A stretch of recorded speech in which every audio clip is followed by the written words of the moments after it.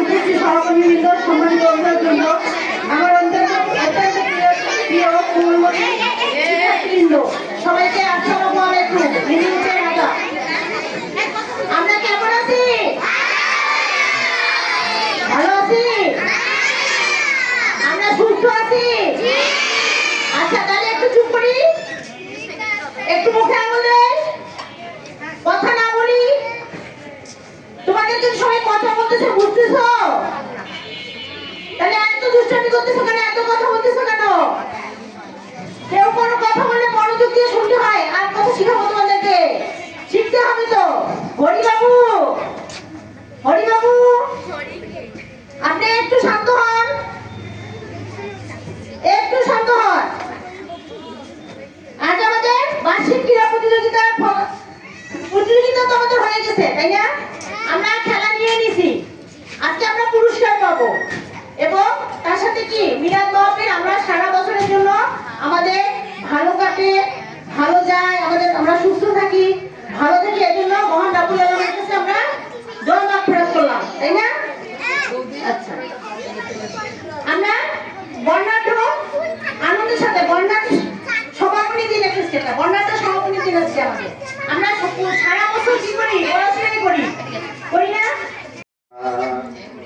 ربنا اغفر لي ولوالدي وللمؤمنين يوم يقوم الحساب ربنا ظلمنا أنفسنا وإن لم تغفر لنا وترحمنا لنكونن من الخاسرين يا الله সকল বিলাতিকে মাওলা শানান সাথে ইয়া আল্লাহ সামনে পবিত্র মাহে রমজান মাস সামনে নিয়ে আল্লাহ শিক্ষা প্রতিষ্ঠানে বসে মাওলা তোমার হাবিবের প্রতি আমার দুরূদ সালাম পাঠ করলাম।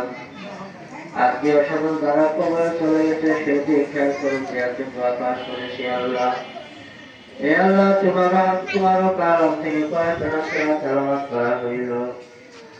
এ আল্লাহ তোমার নিয়ামতের নিয়ে কিছু আলোচনা করে আমরা সবাই তোমার সাহায্য দরবারে হাত তুলেছি। আল্লাহ আমাদের তামাম জীবনের গুনাহগুলো মাফ করে দিয়ে সব কুটি বলে বৃদ্ধি করে সোনার মদিনা নবীদের দফাকার হাজারটুকু পৌঁছাইয়া দেন।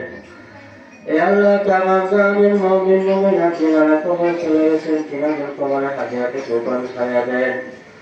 বিশেষ করে মাওলানা যারা হাত ধরা যায় আমাদের বাবা মা আত্মীয় স্বজন বংশধর যারা কবরে গেছে মাওলা তাদের সবাইকে মাফ করে দেন। আল্লাহ এ আল্লাহ শিক্ষার প্রতিষ্ঠান যারা চালু করে গেছে এনারা অনেকে আজকে দুনিয়ার বাড়িতে নাই। এ আল্লাহ তিনাদেরকে আপনি মাফ করে দেন। এ আল্লাহ যারা শিক্ষা দিতে আসে মাওলা তাদের উপর